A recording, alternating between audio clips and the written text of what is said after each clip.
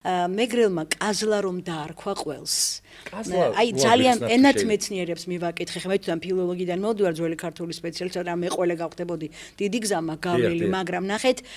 სიტყვა კაზეინი რო იცის პროტომეგრელმა, იმ ძველმა კოლხმა, რომ იცის უკვე საქმეა, უკვე ამბავია, უკვე ისტორიაა, რომ რატო გაურია თავის ყველის დასახელებაში კაზლაში, რატო გაურია კაზეინი. მე ასე წავიყვანე და სხვა შორს ცირა ბარბაკაძე, რომელიც ჩვეულებრივი